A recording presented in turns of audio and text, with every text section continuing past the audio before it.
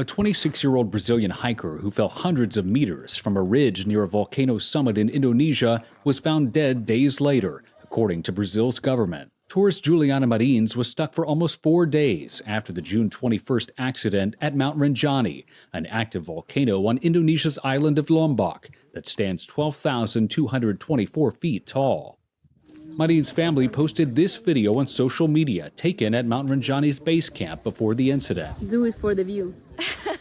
The video pans across the landscape, capturing dense fog surrounding hikers as Marins laughs.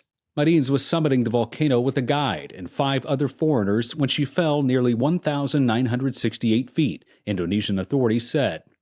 Other tourists used a drone to capture images of her after her fall. Authorities did not say when she died, but an Indonesian rescue team said it found Marins' body beside a crater using a thermal drone after days of intensive searches, complicated by extremely harsh terrain and weather. Brazil's embassy in Jakarta had accused the Indonesian government of fabricating information and misinforming her family that she had been located and given food and water just hours after her fall.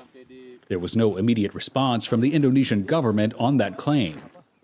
Marins, a dancer who lived in Niterói outside Rio de Janeiro, had been traveling across Asia since February, her family said.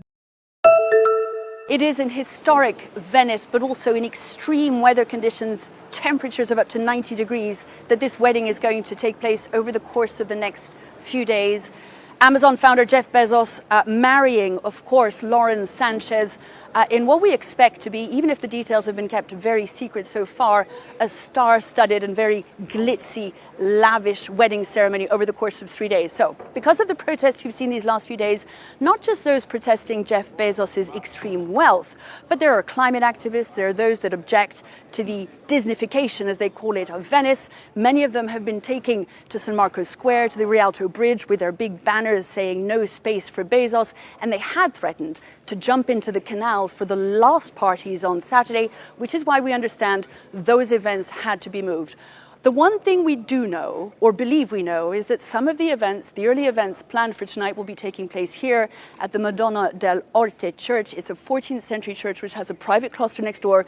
You can see some of the fruit and vegetables arriving. We've seen security guards and photographers milling about since Saturday, but otherwise, as with everyone else, we're going to be keeping a very close eye on where the events are taking place, and perhaps more importantly, whether the protesters manage to get in the way. North Korea's Kim Jong Un is unveiling a new beach resort for up to 20,000 people. But who is going to visit? You can see Kim here cutting the ribbon himself. Fireworks, high-rise hotels, a giant seaside celebration. This is a huge contrast to the military parades and reports of human rights abuses made by North Korean defectors and international human rights groups for decades. So let's talk about the larger picture of what's going on here. This could be one of the most secretive countries on earth making a big foray into tourism. In fact, Kim has indicated that himself in this grand opening speech. As far as we know, beginning July 1st, this is only open to North Koreans. But Russia's ambassador was at the ceremony, and Russian tourists were the first international visitors allowed into North Korea after COVID. So we're watching to see, especially as train service between Moscow and Pyongyang just started again, could the next stop on a Russia to North Korean itinerary be this beach?